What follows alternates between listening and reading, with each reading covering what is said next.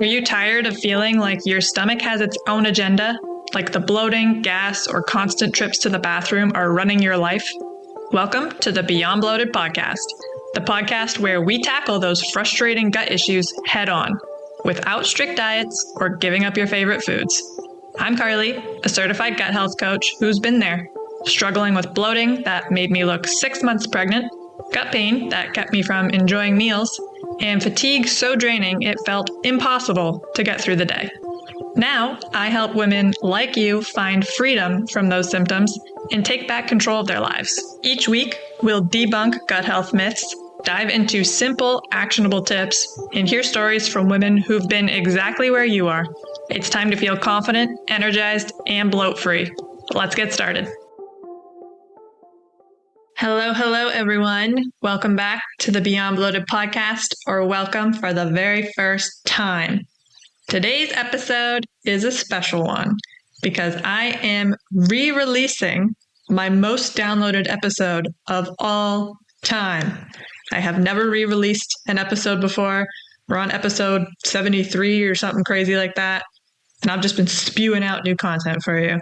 So today, we're doing a re-release. This episode was originally called What I Eat and Do Every Day to Keep Bloating Away Without Strict Rules, and it aired at the end of February.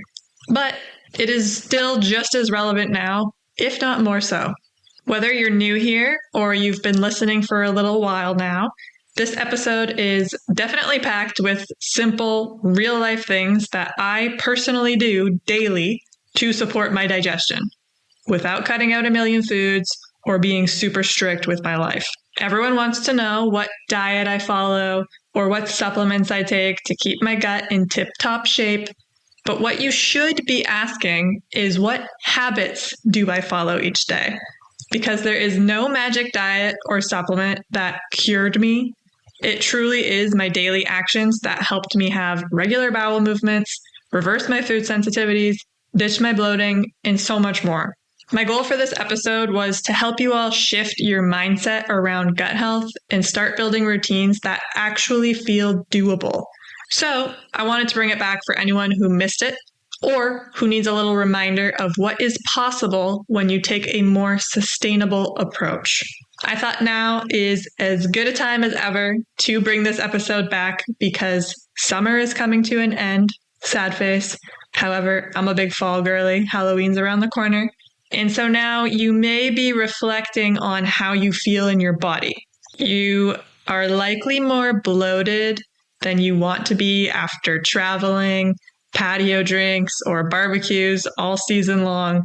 So this episode is meant to offer you a very gentle reset without hopping on the diet bandwagon, without eliminating a bunch of things from your diet, without spending thousands of dollars on supplements, which I believe is perfect for this time of year. So whether you've heard it before or this is your first time hearing it, I suggest you stick around. It's my most downloaded episode for a reason. Let's get into it. You want to know, how does Carly live her life? That's a great question. I'm a gut health coach, and you probably think, wow, she must live a pristine life where she eats kale salad every day and goes for walks and sees the morning sunlight every morning. If that is what you think about me, first of all, you probably have not been listening to this podcast. You have not been following my Instagram, or you're just ignoring everything that I say and you just still have this image of me. But you know what? I appreciate it. If you think I'm this perfect human being who lives this perfect life to keep my gut health in check, thank you. But I'm here to burst your bubble because I do not live a perfect life. I live a healthy lifestyle for sure, but it's far from perfect. My goal for today is to out myself, really. I want to show you what a realistic lifestyle can look like and be gut supportive. So I'm not going to tell you do everything perfect because I don't do everything perfect. And I don't want you to think I have to do this crazy extreme lifestyle to heal my gut, because you don't. You do have to improve your habits and your diet, for sure. I drastically improved mine. If you listened to my episode a little while back where my best friend came on and talked all about my university years, and then you listen to this episode, you're going to say, wow, yeah, Carly changed a lot about her life. because I definitely did. But what I do is not extreme. I am not a gym rat. I don't even like salad. I love dessert. I even still drink alcohol on occasion. So I am not perfect. And in today's episode, I am going to walk you through a day in the life of Carly so you can fully understand what I do on a day-to-day basis. And then you can see it's really not that extreme and you can do it too. However, I also want to point out that how I live does not need to be how you live. This is an example of me living my life. You can take parts of it and put that into your life if it fits, if it feels good for you. But by no means am I saying you have to do exactly what I do, because you don't. The clients that I work with are very individual. I work with single women. I also work with moms of 4. It's very different, their lives, and I would never expect them to do the same thing. So please use this as an example, but don't follow it exactly. This is for me and my life. You and I are different. Okay, so let me walk you through an average day for Carly, the gut health coach, the girl who used to be bloated and in pain and exhausted every single day and is now happy and thriving, loves her job, loves her life, loves her gut. Let's do it. Typically set an alarm for 7:30 a.m. on a weekday. Don't set an alarm on the weekend, and I usually get up around 8. So not that much different. If you require a sleep in on the weekend, that's totally cool. Don't feel guilty about it. Your body needs rest. I'm pretty sure the first thing that all of us do when we first wake up is use the washroom. Am I right? So of course, I'm heading there, using the washroom, and then I brush my teeth. And this is because I have read that overnight, you get a lot of bacteria in your mouth. It grows, especially if you're sleeping with your mouth open. You know, you have that like yucky feel in your mouth, morning breath. That's because of the bacteria in your mouth. So I brush my teeth before I have anything to drink or anything to eat because I don't want that bacteria to get washed down into my gut. So I brush my teeth and I tongue scrape before I put anything else into my mouth. Then I head to the kitchen for some hydration. So overnight, we're sleeping, hopefully for 8 hours, but we're sleeping.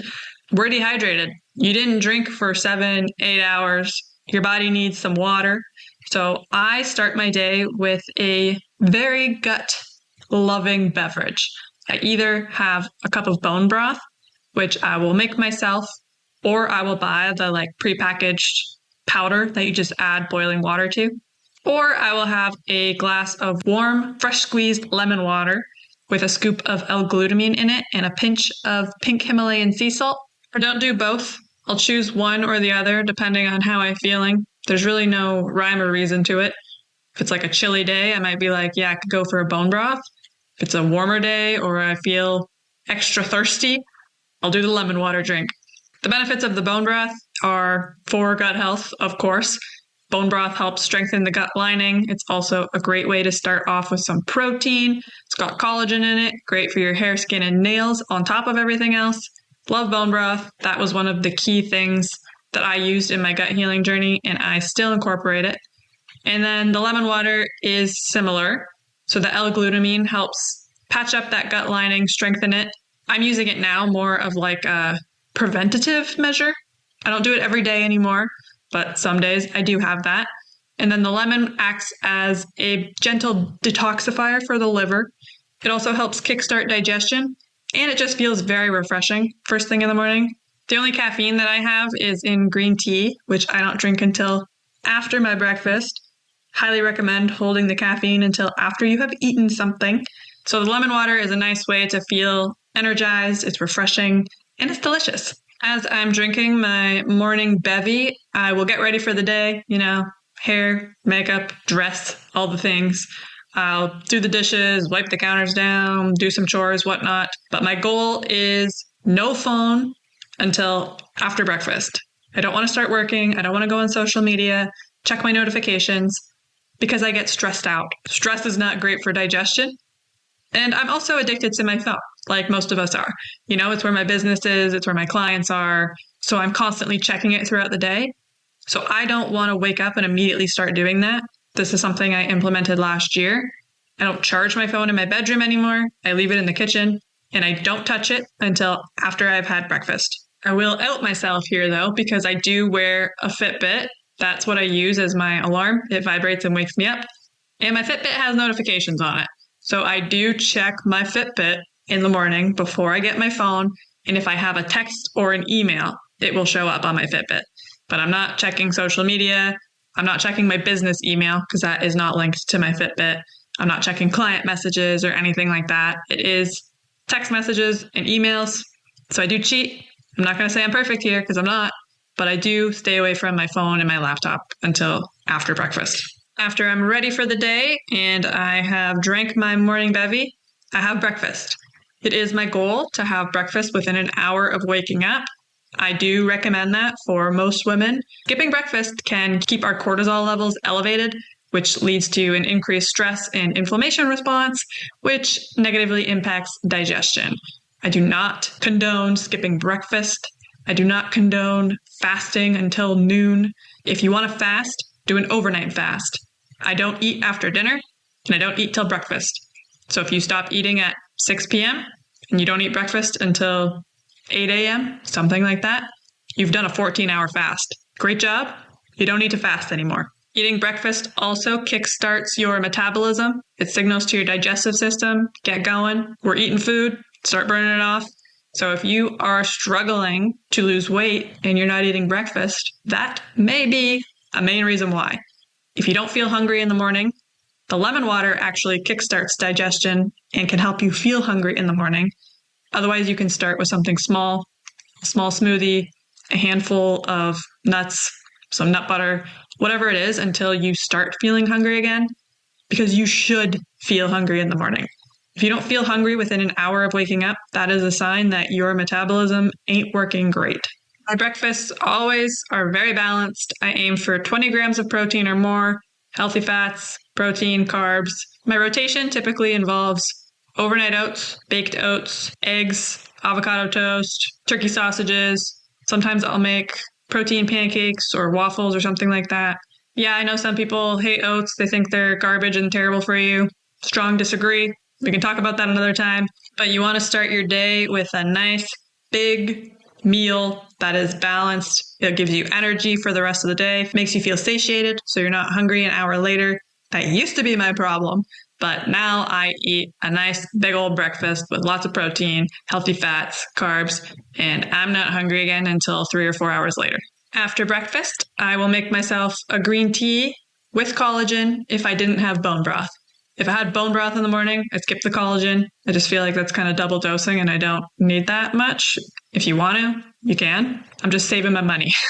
So I have my green tea and that's when I reach for my phone. So I will check my notifications, start working, do client calls, all that good stuff until lunchtime.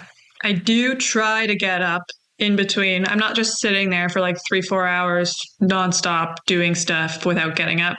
I mentally cannot do that. I get very antsy. So I live in a small condo. I don't really have far to go, but in between calls, I'll get up and, throw the laundry on, or I'll go stand on my balcony and look outside, just something to get up, get away from my computer and take a 5-minute mental break, and then I'll come back to it. But honestly, I do not get a lot of steps during the day because I live in a small condo and I work a desk job. Once lunchtime rolls around, I will have my lunch and I do not eat it at my desk. I sit at my kitchen table, I work from home, and I have my meal. I do deep breathing before all of my meals. Didn't mention that at breakfast, but I do.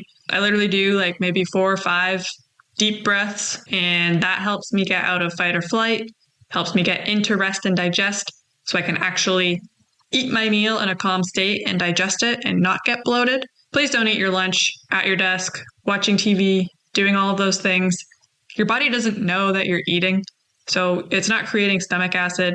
It's literally not prepared for you to send food down there. It's like a big old surprise, and your body's like, what the hell? We weren't ready for this, and that is why you're getting bloated and gassy.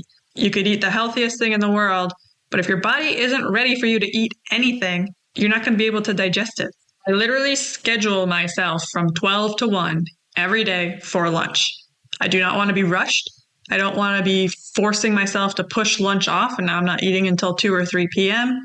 It's not good for my digestion. I will get bloated if I wait too long to eat. I also block an hour because I want time to make a meal. If I have leftovers or I meal prepped, which I do usually, but not always, I reheat that and I'll go for a walk, which I will get to. But I schedule an hour for my lunch every day where I do not have anything booked because taking your time for lunch is important. Taking time to sit down, enjoy, and eat a meal is important. That's going to help support digestion. And you deserve to take a break. You don't need to work through the whole frickin' day. Stress and burnout are other reasons why you have chronic digestive issues. I know not everyone has the opportunity to book an hour in their day for lunch. I understand that.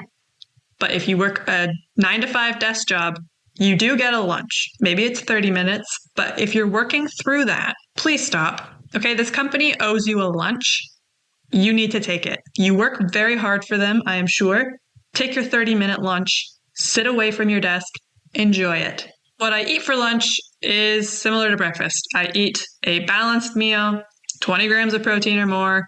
I usually make a bowl of some sort. I'm a big fan of bowls. It's just like rice or quinoa with some sort of animal-based protein and some roasted veggies or frozen veggies that I fry up on the pan, and then I add some sort of sauce. Super easy, versatile. I like it. Doesn't take a lot of effort. I don't like cooking, believe it or not. So I just want something quick and ready that's good and fuels my body. Once I finish my lunch, I go for a walk.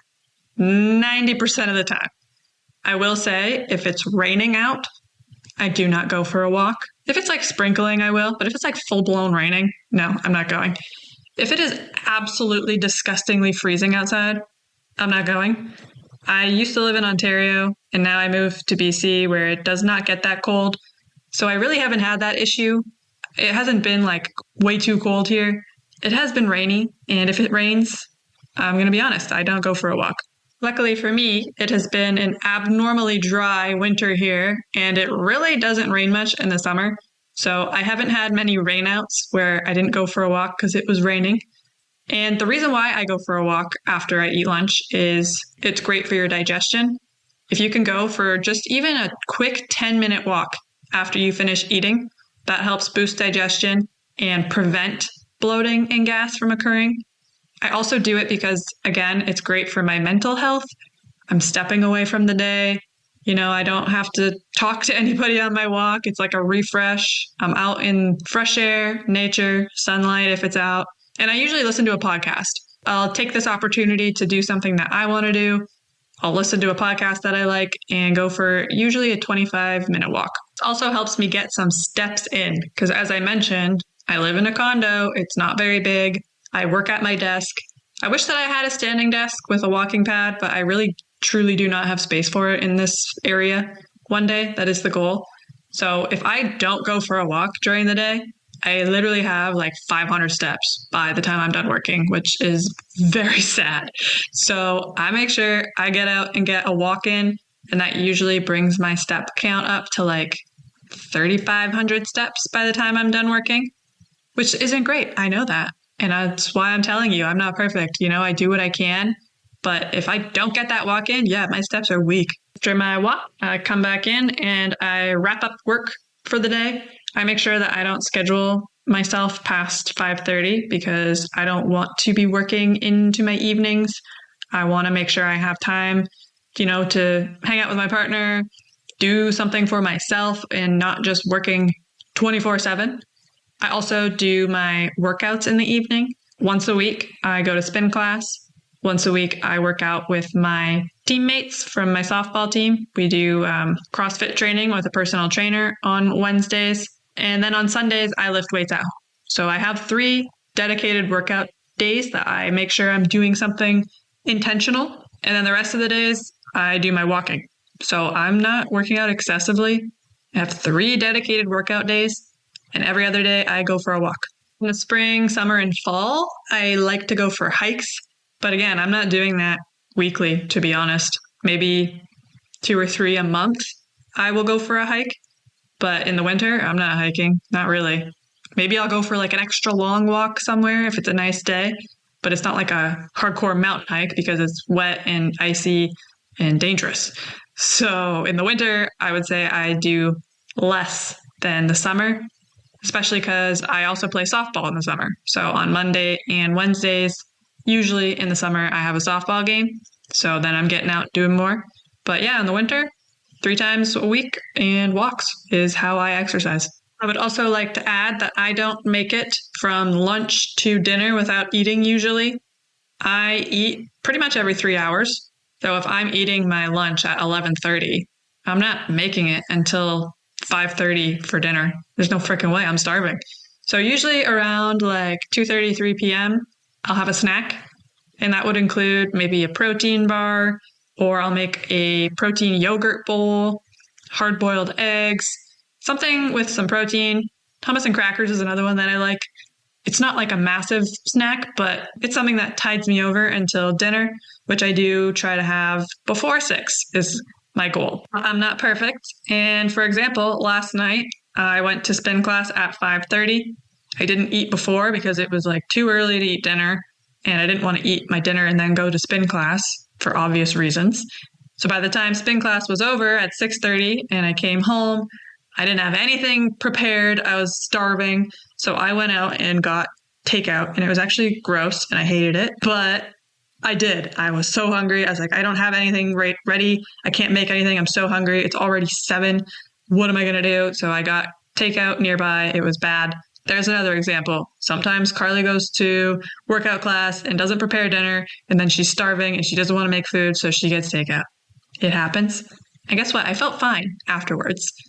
I was a little disappointed that the food was so bad, but that was just a reminder as to why I don't really get takeout that often. My dinners are usually similar to lunch: protein, carb, healthy fat, and I try to meal prep on Sundays with my boyfriend. We'll make like a bunch of chicken breasts and we'll couple of cups of quinoa or something, a sauce, have veggies prepared. But, I don't always last the whole week with that, or sometimes we don't do it. And so I'll scrounge something up like a can of tuna with toast. I'm not perfect. I don't always have my meals planned, but I do try my best. And when I don't usually go for takeout. That was a rare instance, honestly. I usually have something on hand as a backup, like eggs as a quick option. I always have eggs in the fridge. Those are easy to whip something up real quick. Or I'll have frozen like burgers or chicken patties or something that I can just throw in the toaster oven / air fryer and make that really quick. So I have backup options that are easily accessible and quick to make. But honestly, yesterday I didn't have that. I literally had nothing. We were planning on going to Costco, so we just didn't have groceries. So I was like, hey everyone, Carly here. If you are tired of feeling bloated and uncomfortable, which I know you are, I have something that can really help. My free ultimate guide to bloat busting. I've been there myself, and I know how frustrating it is to try super restrictive diets and expensive supplements without getting results. If those methods were going to work, they would have worked by now. That's why I created this guide to offer you a different approach. In the ultimate guide to bloat busting, you'll learn techniques to listen to your body and eat with intention, avoiding overeating and choosing foods that truly benefit you, tips for proper hydration to support digestion and reduce bloating, a guide to delicious foods that promote a healthy gut and how to easily incorporate them into your meals, and effective methods to manage stress, which plays a huge role in gut health. These simple, practical strategies can make a big difference in your daily life, helping you feel lighter, more energized, and comfortable in your own skin. Ready to ditch the bloat without strict diets or costly supplements? Download your free copy today at beyondbloated.com/ultimate-guide and start your journey to a bloat-free life. Now, let's get back to it. F it, I'm getting takeout. And that's fine. It happens.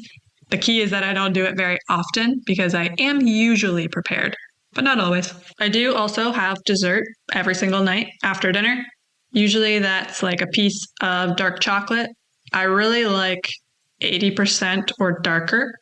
And I'll have 1 to 3 pieces usually. If I'm really feeling it, I'm going for 3, YOLO. Or I'll make my own baked goods. So I love making sweet potato brownies, or I'll make cookies. Me and my family, my mom and my brother's fiance, we do bake day once a month. So when we do that, we each make like a gluten-free, dairy-free, low sugar, gut-friendly dessert, and we all swap them. So I get like 3 different types of desserts and I'll eat those. Yeah, I have dessert every single night. Don't plan on changing that. I really like dessert and I don't have a lot. I have a healthier version and it makes me happy. After dinner, I will make myself another tea, but this one is usually either ginger or peppermint, or I have like a gut health tea that I bought off well.ca. Kind of something calming for the gut. Usually by the end of the day, you've eaten the most. So if anything's going to trigger you, it's like, yeah, I've had 3 meals and a snack. I've been sitting. So I like to have something that's going to help boost digestion, soothe my gut, all that good stuff. But honestly, 99% of the time, I'm good. I don't have any issues by the end of the day because of what I just described to you, which I really don't think is extreme measures whatsoever, keeps my gut healthy. I don't have issues, and it's because I just eat decent. I get movement in, I exercise, and I'm going to get to the sleep portion because that is another part that is important. And I manage my stress. I go for the walk. I do the deep breathing. I step away from my work so I'm not overwhelmed by it. Those are things that work for me. You may have different tactics for you, but that helps me keep my mind centered and good to go for the day. So once I get my tea, I will either wrap something up. So I don't do like hardcore work in the evening, but I might edit my podcast episode or like work on my website or something pretty chill that doesn't involve a lot of brain power and I don't have to do social interaction. Or me and my boyfriend will watch a show or a movie. We really like documentaries on Netflix. That's been our thing lately. Sometimes I'll watch a terrible reality TV show. I enjoy that. But honestly, I don't watch a lot of TV anymore. The only time I watch it is if one of the really bad reality shows that I like comes out with a new season. I will watch that. Or if my boyfriend and I are watching a show together, we'll watch that. But I don't spend a lot of time in the evening watching TV. I'm usually on my phone, honestly, which isn't better, but it's the truth. I'm on my phone or my laptop. Sometimes I'll do some shopping for like the condo. I like to go on well.ca and buy food and like cleaning products that are on sale. Or I'll go on Instagram and check my messages, or I'll make my posts for the next day. I do make sure that I am off technology by 9 p.m. at the very latest. That means no phone, no TV, no laptop. I don't charge my phone in my room, like I said, so I plug it in the kitchen and I walk away. I also shower in the evening usually, so I'll have my shower. If I'm going to make overnight oats for the next morning, I'll do that. I'll clean up the kitchen so it's not a disaster the next day, and I'll get myself ready for bed. Pajamas, brush my teeth, do my face, girl things. And I make sure I am in bed reading by 9:30. And then depending how good the book is, I will read until about 10:30, and lights out, and Carly is off to sleep. I am pretty strict on my bedtime because I need sleep. I know that when I don't get the sleep my body needs, I do not feel good the next day. Way more likely to be bloated and just exhausted. That being said, I don't always hit my bedtime. When I'm at home chilling on a regular day, it's very easy for me to stick to my bedtime. That's not an issue. But for example, once a month, me and my boyfriend have game night with my family. So we'll go over to my parents' place. My brother and his fiance are there. We'll do game night. I usually don't get to bed until like 10:30, 11 on those nights. And you're probably thinking, who cares? It's like 30 minutes different. It makes a difference to me, truly. So I do it because, game night's fun. We do it once a month. But I do notice I don't feel as good when I go to bed at 11 compared to when I go to bed at 10. So I'd say in a nutshell, that is what an average day looks like for me. There are days when I go out for brunch. I'm not really big on going out for dinner. I like it sometimes, but I'm a big brunch girl. So when I make plans with my boyfriend to go out to eat, we make brunch plans. We love brunch. We're actually going for brunch this Sunday for Valentine's Day. That's when I'm recording this. I make brunch plans with my friends. I'm a brunch girl. So I do go out to eat for brunch. I do the occasional dinner. I would say maybe I brunch twice a month and maybe I do out for dinner twice a month. And when I do that, I just go out for dinner and I enjoy myself. I do look at the menu ahead of time because I am obsessed with menus. I like to plan what I'm going to eat. And it's more just like an excitement factor too. Like I like food a lot. So I'm like, oh my God, this looks good. I'm going to have that. And of course, I am gluten-free and I do avoid most dairy. So I want to make sure I have an option and I'm ready. But yeah, I'll just go out for dinner like a normal person. I just have a good time. The mindset is very important. So if you're afraid of going out to eat, you're going to have gut issues when you're out for dinner. But if you just go there with a good mindset, you're prepared, you picked a meal that works for you, enjoy it. Chew mindfully, slow yourself down, and just be present with your food, your company. I do also get takeout pizza probably twice a month. I'd say it's like every other week I'll get a pizza for Pizza Friday. Sometimes I'll make my own pizza at home, although they discontinued my favorite pizza crust, which is very disrespectful. Bob's Red Mill, looking at you. But I do like pizza. I actually love pizza. So I'll usually get pizza from a place close by on Fridays every other week. So I would say on average, I get takeout or go out to eat 1 to 2 times a week, but every other meal I'm eating at home. That about wraps things up.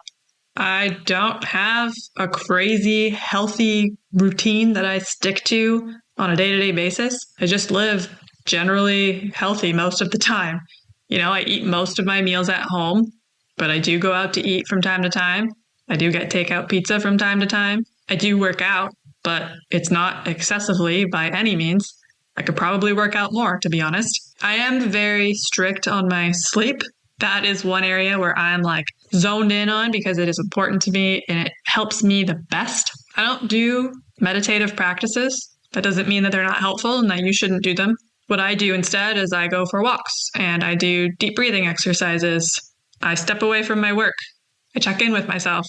But I'm not out here doing crazy health shit. I don't have crazy diets that I follow. I eat balanced meals. I eat regularly throughout the day, but I space my meals. Not snacking all the time. I work, but I don't work excessively. I just live a generally balanced lifestyle, and that's good enough. Gut health is about consistency. It is not about perfection. I do these things regularly, and I have been doing these things for years now. I'm always improving myself. I'm always adding more habits, I'm always seeing, what can I do better? Because gut health is also a journey. You're never done and can just quit all the habits that you've developed.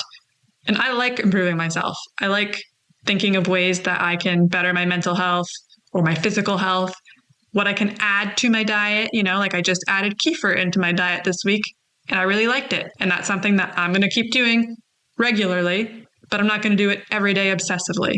What you do most of the time is good enough. So find what works for you. Implement that and don't stress over small slip-ups. If you went out for pizza for lunch with your friends one day, who gives a shit? Enjoy the pizza.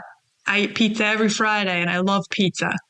It's not going to ruin your progress. It's about what you consistently do on a day-to-day basis that's going to help keep your gut healthy and allow you to enjoy the pizza on Fridays. Obsessing over the perfect diet and the perfect habits and doing everything perfect is what kept me bloated for so long. I was living extremely healthy. I had cut everything unhealthy out of my diet. I was eating the most beneficial foods and taking all the supplements and just trying to be perfect. And it was causing me a lot of stress and anxiety, a lot of food fear. And when I finally stepped back from that and thought, you know what? I don't actually think I need to do this perfect. I think I can enjoy myself from time to time. That is when my gut issues completely resolved. So if you are living this crazy, perfect, healthy lifestyle and you're still bloated and you just listen to my day and you're like, I do that plus more. I'm way more healthy. I'm way more consistent than Carly. Maybe you need to take a step back and eat the pizza on Fridays. Maybe you need to do less to provide your gut with more support. On the flip side of that, If you listen to my day and you're like, I don't do any of that shit, but I would like to, I have a free resource for you. If you head to my website, beyondbloated.com/checklist, you can download the Bloat Free Day checklist for free. This is a list of habits that I do almost daily. I don't do all of them every single day, as you just heard, but I do them most of the time. I also help my clients implement these habits to improve their own gut health, and that's for you for free. So head to beyondbloated.com/checklist, grab your free checklist, and one by one, start implementing some of those habits that fit into your life. You don't have to do them all, and you definitely don't have to do them all right now, but start with one, see how that goes for you, and then add another. I hope this episode was eye-opening for you in the sense that you don't have to be perfect and live this crazy, healthy, unsustainable lifestyle to heal your gut. You can just be an average guy doing average day stuff with a healthy twist. Thanks for tuning in, and I will talk to you next week. Did you learn something new and useful today? If the answer is a big, resounding hell yeah, do me a favor. Subscribe to this podcast.